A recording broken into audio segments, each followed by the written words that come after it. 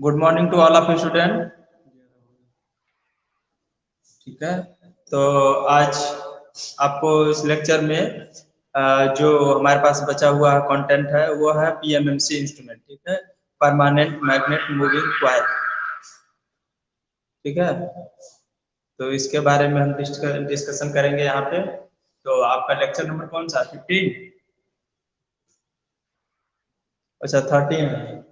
13 है, देखा करो यार।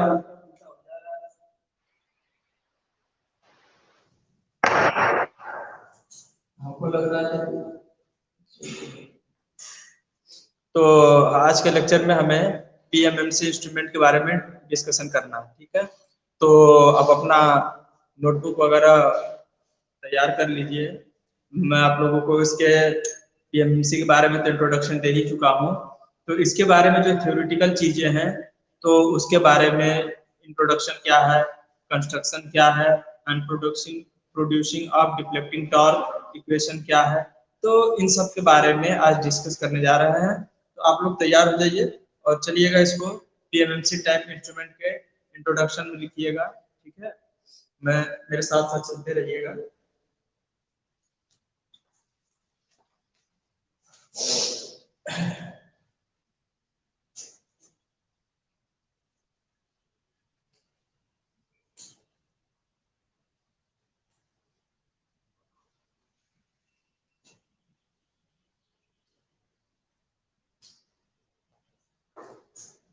इंट्रोडक्शन में इसमें क्या है?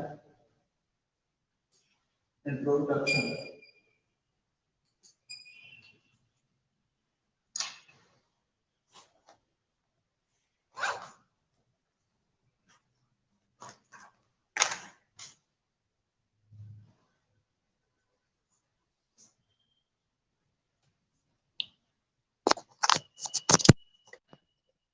अब आप लोगों को मेरी आवाज प्रॉपर मिलेगी। मैंने वो हेड माइक लगा लिया है।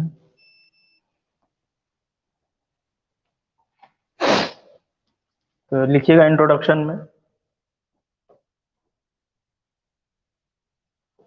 इस उपयंत्र में इस उपयंत्र में अस्थाई चुंबक के दो ध्रुवों अस्थाई चुंबक के दो ध्रुवों दो ध्रुवों दो ध्रुवों के बीच बीच उनके ध्रुवों के चुंबकीय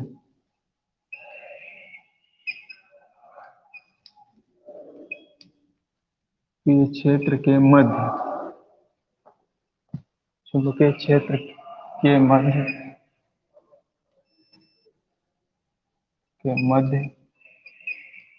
एक मूविंग कॉइल यानी एक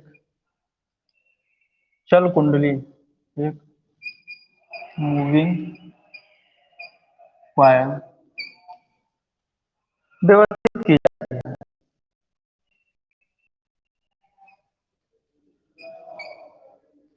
व्यवस्थित की जाती है। ठीक है, अब उसके बाद इसलिए इसलिए इसे अस्थाई चुंबक प्रारूपी चल मूविंग कॉइल उपयंत्र कहते हैं। उपयंत्र कहते हैं। ठीक है, अब इसके बाद चलिएगा, यह केवल डीसी सप्लाई पर वर्क करती है, सप्लाई पर उपयोग की जाती है। ठीक है, इतनी बात नोट करिएगा। फिर उसके बाद चलते हैं कंस्ट्रक्शन। कंस्ट्रक्शन में क्या है? इस यंत्र में मृदु लोहे की, इस उपयंत्र में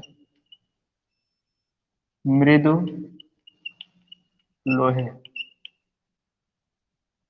मृदु लौह यानी सॉफ्ट आयरन की अस्थाई यू आकार की, यू आकार की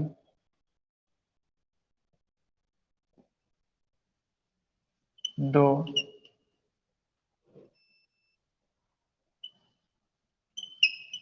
ध्रुवों N एवं S के बीच एक आयताकार एल्यूमीनियम फ्रेम, आयताकार एल्यूमीनियम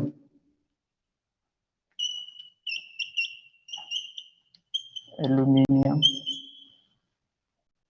फ्रेम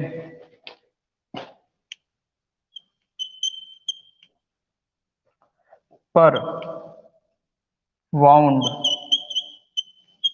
अर्थात लिपटी हुई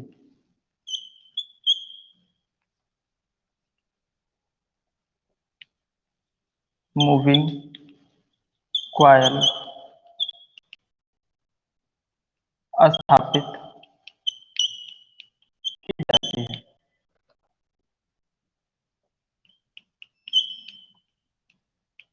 इस आयताकार मूविंग क्वायल के फ्रेम, इस आयताकार मूविंग क्वायल के फ्रेम के दोनों ओर, फ्रेम के दोनों सिरे कमानी नियंत्रण, कमानी नियंत्रण यानी स्प्रिंग कंट्रोल,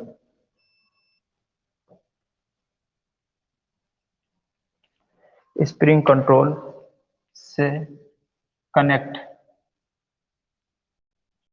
की जाती है। ठीक है, ये दोनों स्प्रिंग, ये स्प्रिंग फास्फर ब्रॉन्ज की बनी होती है तथा इसके दोनों सिरे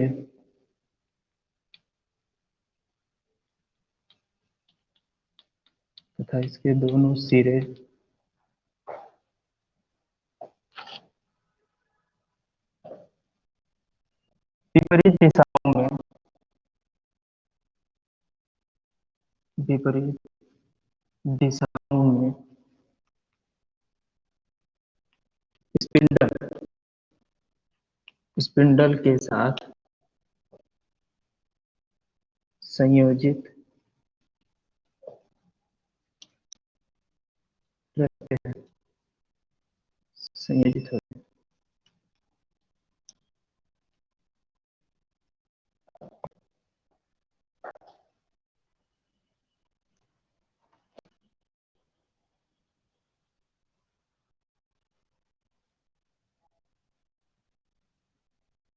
नोट करिएगा जल्दी,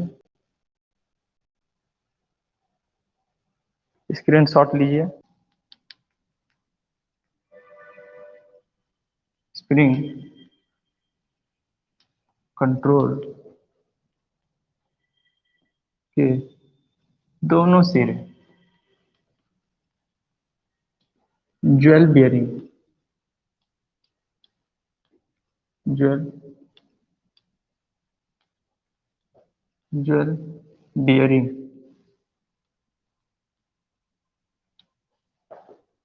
ज्वेल बियरिंग पर टिके रहते हैं।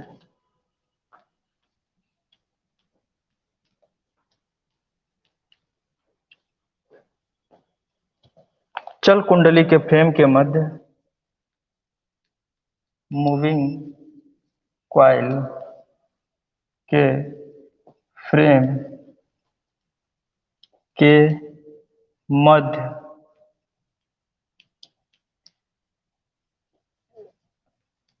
स्थिर बेलनाकार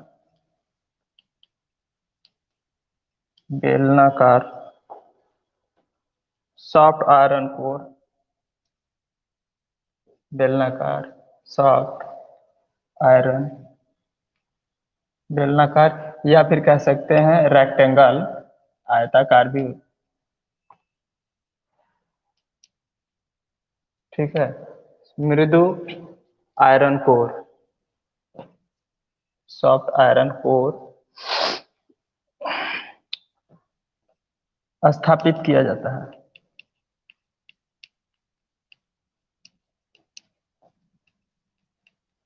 ठीक। उसके बाद जिसका कार्य चुंबकीय क्षेत्र के पथ जिसका कार्य चुंबकीय क्षेत्र के पथ चुंबकीय क्षेत्र के पथ पाथ। ठीक है।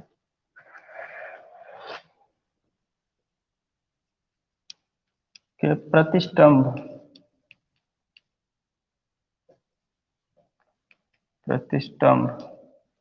प्रतिष्ठम्भ को हिंदी इंग्लिश में कहते हैं रिएक्टेंस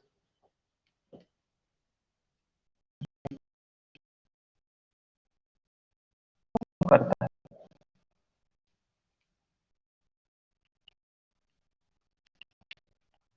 रिएक्टेंस को एल्यूमीनियम का फ्रेम ईडी करंट डैम्पिंग प्रदान करता है।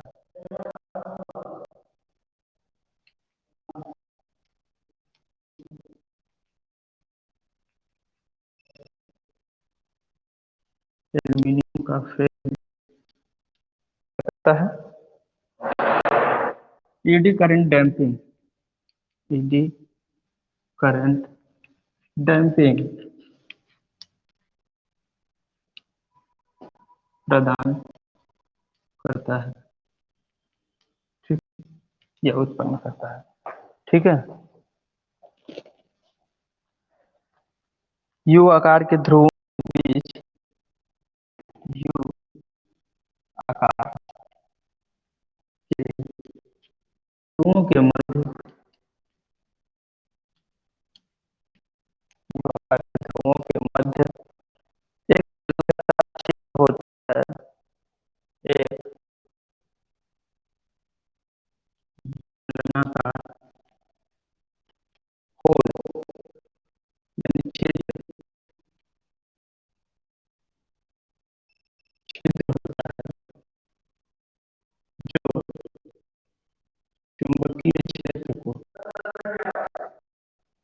जो चुंबकीय क्षेत्र को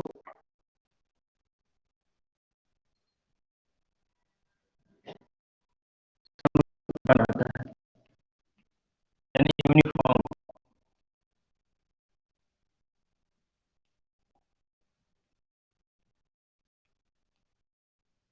चारों दिशाओं में समान। और एक पॉइंट और इसमें है कि जो हमारी ज्वेल बियरिंग होती है बियरिंग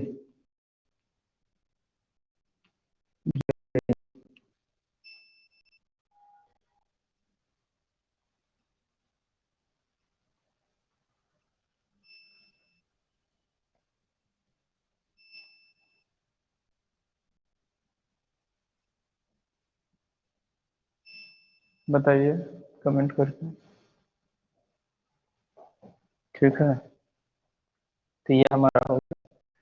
अब इसको करता हूँ और आगे चलता हूँ।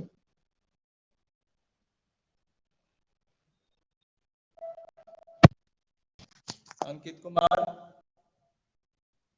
अंकित कुमार कमेंट करके बताइए। वीडियो ऑडियो आ रहा है? प्रॉपर दिखाई दे रहा है?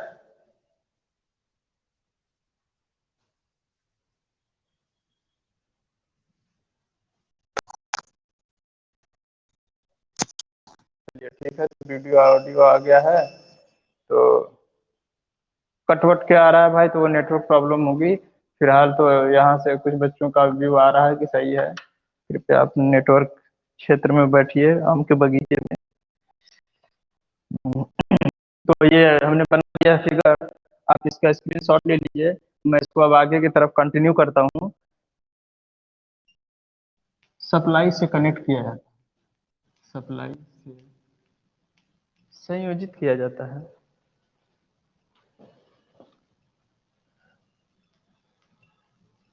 कनेक्ट किया जाता है। तो उसमें धारा प्रवाहित होती है, तो उसमें इलेक्ट्रिक करंट फ्लो होती है, इलेक्ट्रिक करंट फ्लो होती है।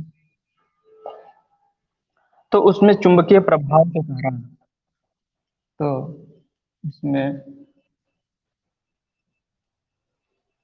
मैग्नेटिक इफेक्ट किसके कारण, मैग्नेटिक इफेक्ट के कारण, मैग्नेटिक इफेक्ट के कारण एक डिफ्लेक्टिंग टॉर्क, डिफ्लेक्टिंग टॉर्क उत्पन्न हो जाता है, उत्पन्न होता है। ठीक है, इस डिफ्लेक्टिंग टॉर्क के कारण, इस डिफ्लेक्टिंग इस डिफ्लेक्टिंग टॉर्क के कारण moving coil, moving coil deflect deflect होती है। ठीक है, विक्षेपित होती है। ठीक है, तथा उससे जुड़ा संकेतक, जिससे कनेक्टेड कनेक्टेड इंडिकेटर या पॉइंटर, कनेक्टेड पॉइंटर पॉइंटर या संकेतक भी डिफ्लेक्ट होता है, डिफ्लेक्ट होता है। जब वो घूमे, डिफ्लेक्टिंग के कारण तो उससे जुड़ा है हमारा संकेतक, तो ये भी घूमता है। कुंडली की गति को, मूविंग कॉइल की रोटेशन को या मूवमेंट को स्प्रिंग कंट्रोल, स्प्रिंग कंट्रोल द्वारा कंट्रोल्ड यानी नियंत्रित, कंट्रोल्ड किया। ठीक है, तथा तथा कैलिब्रेटेड स्केल पर, कैलिब्रेटेड स्केल पर पॉइंटर द्वारा पॉइंटर द्वारा रीडिंग को, पाठ्यांक को रिप्रेजेंट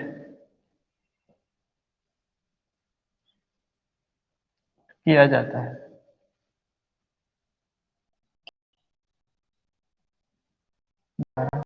को रिप्रेजेंट करता है। ठीक है, पाठ्यांक को प्रदर्शित करता है। ठीक है, इतनी बात लिखिए।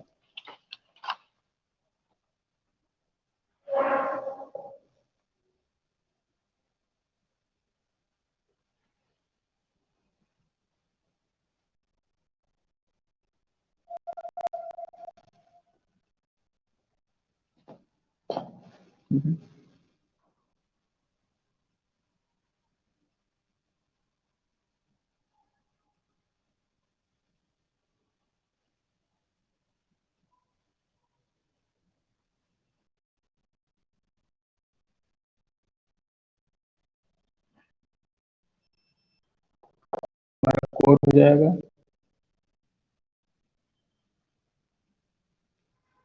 ठीक है, इस कोर पे हमने कॉइलिंग कर रखी है और इसको एक किसी चुंबकीय क्षेत्र में हमने रख दिया है। ठीक है,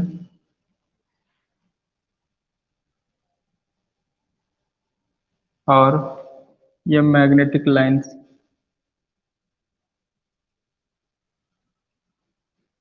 इस पे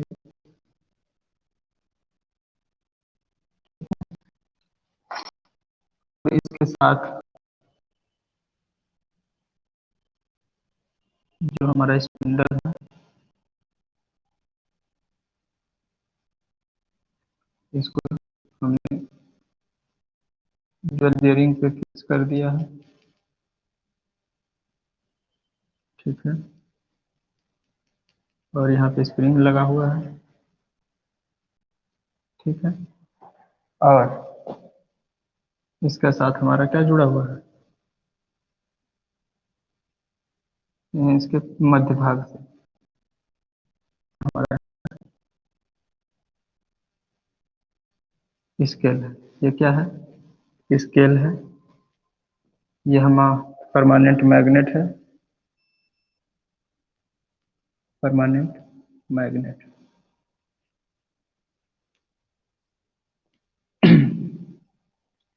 स्प्रिंग कंट्रोल,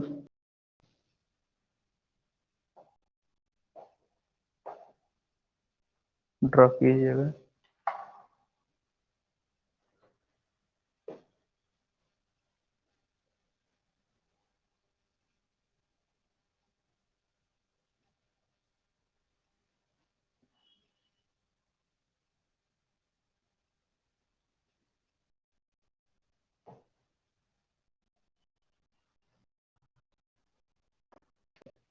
ठीक है, चलिए इसको रफ करते हैं। स्क्रीनशॉट ले लीजिए आप लोग। स्प्रिंग सॉरी स्क्रीनशॉट लेते रहिए। ठीक है, अगर कोई कंटेंट छूट जाएगा तो आप स्क्रीनशॉट से आप देखकर लिख सकते हैं, नोट प्रिपेयर कर सकते हैं। आगे चलते हैं। डिफ्लेक्टिंग चुंबकीय क्षेत्र की सामर्थ्य, डिफ्लेक्टिंग फोर्स, मैग्नेटिक फील्ड की स्ट्रेंथ, सामर्थ्य।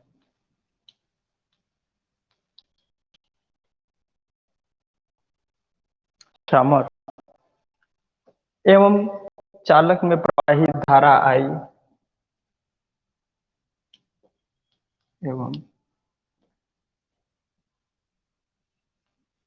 कंडक्टर में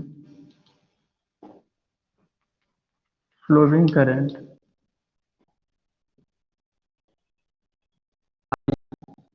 तथा कॉइल की लेंथ। ठीक है, कॉइल की लेंथ एल पर निर्भर करता है।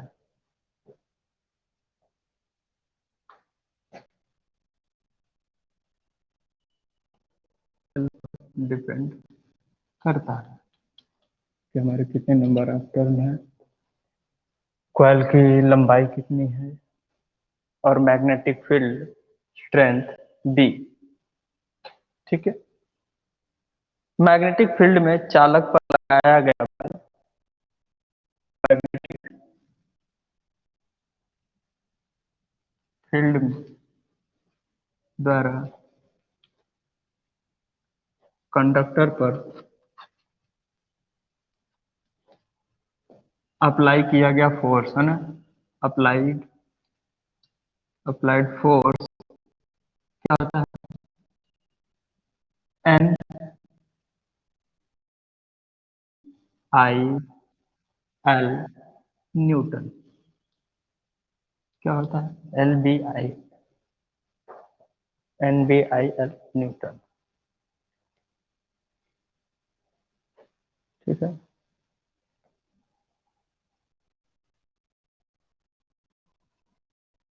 हमारा जो है कॉइल का नंबर ऑफ टर्न कम होता है।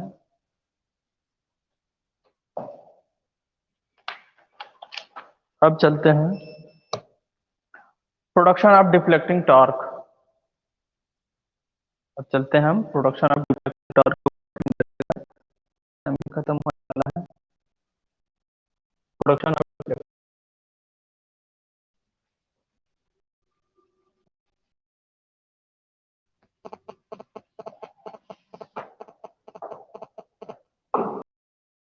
डिफ्लेक्टिंग टॉर्क यहाँ तक तो दिख ही रहा होगा।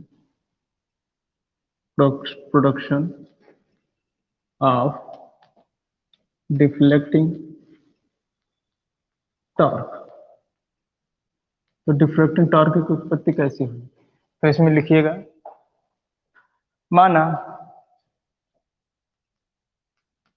ठीक है, लिखिएगा माना एन कुंडली में फेरों की संख्या, एन कुंडली में फेरों की संख्या, कुंडली में टर्न की संख्या, टर्नों की संख्या ए कुंडली का अनुप्रस्थ क्षेत्र, कुंडली का अनुप्रस्थ यानी cross sectional area, cross sectional cross section area, ठीक है, क्रॉस सेक्शन एरिया, ठीक है। और दूसरा पॉइंट है बी, बी हमारा है मैग्नेटिक फ्लक्स, या लिखिए फ्लक्स डेंसिटी, फ्लक्स डेंसिटी, ठीक है, क्या है, फ्लक्स डेंसिटी, किसमें, वेबर पर मीटर स्क्वायर, ठीक है। और ये क्या होगा, इसका मात्रक क्या लगेंगे, मीटर स्क्वायर, ठीक है। और डी, स्मॉल बी जो है हमारा है कॉइल की चौड़ाई, है ना, कॉइल की चौड़ाई, विड, ठीक है, चौड़ाई किसमें, मीटर में। और एल कॉइल की लंबाई, कॉइल की लेंथ, लंबाई किसमें, मीटर में, ठीक है। तो ये सारी चीजें आपको मालूम हो गई कि ये सारी चीजें इसमें यूज होने वाली हैं, ठीक है। क्योंकि देखिए आपके पास ये जो है फिगर बना हुआ है, इसमें ये देखिएगा जो मैंने डॉटेड से रिप्रेजेंट किया है, ये हमारा कोर है। कौन सा कोर है, ये मूविंग कोर है। इस मूविंग कोर की कुछ लंबाई होगी जिसपे हमने कंडक्टर लपेटा है, तो इस कोर की लंबाई कितनी है और इसका क्रॉस सेक्शनल एरिया कितना है। जैसे ये हमने कहा कि ये हमारे पास रेक्टेंगल कोर है, ठीक है, तो इसकी कुछ लंबाई होगी, ठीक, और इसका कुछ क्रॉस सेक्शनल एरिया होगा, है ना, इसका कुछ क्रॉस सेक्शनल एरिया भी होगा, प्लस इसके ऊपर लपेटा गया टर्न है, ठीक है। कौन सी कॉइल, मूविंग कॉइल जो लपेटी गई है उसके नंबर ऑफ टर्न एन है, ठीक है। और इसमें फ्लो होने वाली करंट क्या है, आई है। और इसके साथ जो हमारा पॉइंटर जुड़ा हुआ है, इसमें जो डिफ्लेक्टिंग एंगल होगा वो कितना होगा, थीटा होगा, ठीक है। तो इन सारी चीजों को, और इसके बाद इसके आसपास जो चुंबकीय क्षेत्र लग रहे हैं, क्या लग रहे थे, जो चुंबकीय क्षेत्र इसको घुमाने के लिए लग रहे थे, वो क्या है, मैग्नेटिक फ्लक्स डेंसिटी, है ना। तो वो हमारा बी है। तो इन सारी चीजों को अध्ययन करते हुए अब हम इसमें निकालेंगे प्रोड्यूसिंग टॉर्क। तो चलते हैं प्रोड्यूसिंग टॉर्क की तरफ कि कैसे निकलेगा। लिखिएगा आगे। यदि कुंडली में आई एम्पियर की धारा प्रवाहित हो रही हो, यदि यदि कॉइल में आई एम्पियर की धारा प्रवाहित हो रही हो, है, ठीक है, तब तो कॉइल की प्रत्येक भुजा पर कार्य करने वाला बल, भुजा पर कार्यकारी बल, कितना होगा भाई, लिखेंगे F is equal to number of turn, magnetic flux, ठीक है, फ्लोइंग करंट और टोटल लेंथ, ठीक है। और टोटल का क्या हो जाएगा, बल का मात्रक न्यूटन लग जाएगा, ठीक है। अब आगे चलते हैं जल्दी से। तो डिफ्लेक्टिंग टॉर्क अब नोट करिएगा, इसके बाद क्या होता है। तो ये तो हमारा हो गया फोर्स। तो डिफ्लेक्टिंग टॉर्क जो हमारा होगा, deflecting torque is equal to, हमारा क्या होता है, बल। किसी भी चीज को डिफ्लेक्ट कराने के लिए क्या लगेगा उसको, बल यानी फोर्स, ठीक है। टू, उसमें क्या है कि बल जो हमारा काम कर रहा है वो कितनी दूरी पर काम कर रहा है ना। तो बल की लंबवत दूरी, है ना, लंबवत दूरी कि बल हमारा कितनी क्षेत्रफल पर कार्य कर रहा है, हमारा जो बल लग रहा है, हाँ, कितने क्षेत्रफल के ऊपर कार्य कर रहा है। तो ये भी लिख सकते हैं, ठीक है, चलो वो भी सही है। अब इसके बाद चलते हैं। तो बल बराबर क्या हो जाएगा, जो हमारा बल निकला है वो NBIL निकला था, हमने निकाल के रखा है F बराबर NBIL। अब NBIL के बाद जो लंबवत दूरी हो है उसके जगह पे हमने क्या लिखा, D, क्या लिखा, ये D, टोटल डिस्टेंस D, तो हमने मल्टीप्लाइड बाय D, ठीक है। और जैसा कि हम जानते हैं कि ये जो हमारा टोटल डिस्टेंस है, इस टोटल डिस्टेंस पे इसकी कुछ लंबाई भी है, क्या है वो, L हो जाएगी, और इसका कुछ क्रॉस सेक्शनल एरिया मिलके A हो जाएगा। तो किसके बराबर हो जाएगा, D के, ठीक है। हाँ, ठीक है। तो अब सीधे तौर पे हम ये लिखेंगे, इसको रफ करता हूँ नीचे लिखने के लिए। तो अब सीधे सीधे तौर पे लिखिएगा NBIL इंटू B, बी जो चौड़ाई थी उसकी, बी चौड़ाई को बी से हमने रिप्रेजेंट किया है, ठीक है। वो डायमीटर जो था तो उसकी लेंथ हमने क्या बी रख दिया, ठीक है। तो अब ये टोटल क्या हो गया, लेंथ प्लस उसकी चौड़ाई, क्रॉस सेक्शनल एरिया वाला हिस्सा, ये हमारा हो गया। अगर आयरन है, अरे सॉरी, रेक्टेंगल है, तो ये क्या हो जाएगा, लंबाई, और ये उसकी क्या हो जाएगी, रेक्टेंगल के लिए उसकी चौड़ाई हो जाएगी, विद। तो अब लिखेंगे हम NBI, इसकी जगह पे हम क्या लिखेंगे, चूंकि लंबाई इंटू चौड़ाई बराबर हमने मान दिया A, कैपिटल A, तो लिखिएगा A, और क्या हो जाएगा मात्रक, न्यूटन, ठीक है, न्यूटन मीटर, क्योंकि ये विमाएं मीटर में आएंगी ना, जो उसकी लंबाई और चौड़ाई है, तो ये न्यूटन मीटर हो गया। तो अब लिखिएगा, चूंकि कुंडली की लंबाई L, कुंडली की लंबाई L यदि कुंडली की लंबाई L, ठीक है, चौड़ाई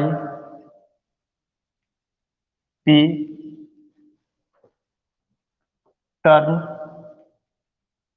N तथा चुंबकीय क्षेत्र सामर्थ्य, चुंबकीय क्षेत्र सामर्थ्य कांस्टेंट है। क्या है? स्थिर, कांस्टेंट, क्योंकि ये हमेशा कांस्टेंट रहेगा। जब हमने इंस्ट्रूमेंट बना दिया तो हम उसको जब सप्लाई से जोड़ेंगे तो बदल थोड़े जाएगा, उसकी चौड़ाई ना ही बदलेगी और ना ही उसकी लेंथ बदलेगी, ना ही उसमें नंबर ऑफ टर्न ऑटोमेटिक बदल जाएंगे। मतलब ये सारी चीजें हमारी फिक्स रहने वाली हैं। तो जब ये सारी चीजें फिक्स रहने वाली हैं तो हम सीधा सीधा लिख सकते हैं कि डिफ्लेक्टिंग टॉर्क, नीचे लिखिएगा, तो deflecting torque is proportional to number of turn, magnetic flux हम हटा देंगे, ठीक है, और ये हमारा जो एरिया है ना, टोटल, तो हमने इसको हटा दिया तो बचा क्या हमारे पास? आई। यानी कि जो हमारा डिफ्लेक्टिंग टॉर्क आएगा वो प्रोपोर्शनल टू आई। नोट कीजिएगा, deflecting torque is proportional to I. अब इसको मैं रफ करता हूं, स्क्रीनशॉट ले लीजिए, स्क्रीनशॉट लीजिए फटाफट। और इसके बाद अगली लाइन नीचे लिखिएगा, यदि इंस्ट्रूमेंट स्प्रिंग कंट्रोल है तो, है ना, एक छोटा सा ब्लैक पेन से डालिएगा, यदि इंस्ट्रूमेंट स्प्रिंग कंट्रोल है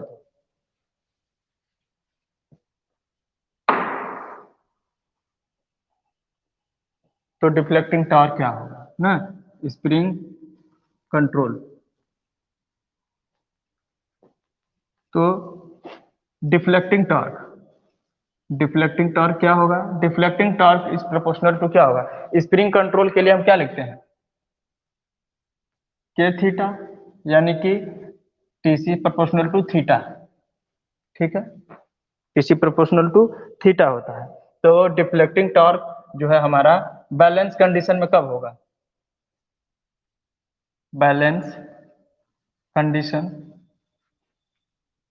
बैलेंस कंडीशन में क्या होता है? T C is equal to T D, ठीक है। तो अब हम रखेंगे यहाँ पे डिफ्लेक्टिंग टॉर्क जो हमारा आया था वो आया कितना था? आई प्रोपोर्शनल टू थीटा, ये बन के हमको प्राप्त हो जाएगा।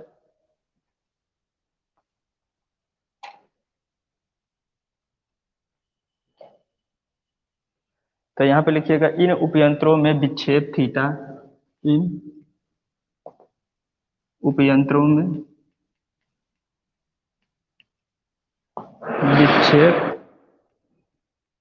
थीटा, ठीक है, विच्छेद थीटा, कॉइल में flowing current I, theta, flowing flowing current I के सीधे समानुपाती होता है, बस, ठीक है, सीधे समानुपाती होता है, ठीक है, सीधे समानुपाती होता है। इसलिए इन उपयंत्रों का, इसलिए इसलिए इन उपयंत्रों का पैमाना यूनिफॉर्म होता है, स्केल यूनिफॉर्म होता है। क्या होता है? यूनिफॉर्म होता है। इन उपयंत्रों में डैम्पिंग, इन उपयंत्रों में डैम्पिंग,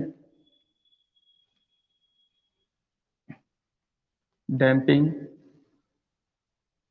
डैम्पिंग ईडी करंट द्वारा, डैम्पिंग ईडी करंट द्वारा, ईडी करंट द्वारा तथा तथा स्प्रिंग कंट्रोल, तथा स्प्रिंग कंट्रोल द्वारा नियंत्रित किया जाता है। बस आज के लिए इतना ही, ठीक है। तो आज के लिए बस इतना ही। Thank you class. अब इसके बाद कल आपको इसके बारे में एडवांटेज और डिसएडवांटेज नोट कराएंगे, और ये हमारा परमानेंट मैग्नेट खत्म हो जाएगा, और आपका इलेक्ट्रोमैग्नेटिक टाइप यानी डायनमोमीटर टाइप वाला खत्म हो ही चुका है। अब इसके बाद एमीटर और वोल्टमीटर के रेंज एक्सटेंशन की बारी आ चुकी है। तो अगले लेक्चरों में हम रेंज एक्सटेंशन की बात करेंगे, ठीक है, कि एमीटर और वोल्टमीटर हैं तो उनका रेंज अगर हमें बढ़ाना है तो कैसे बढ़ाएंगे। ठीक है, तो आज के लिए thank you class, all all the best.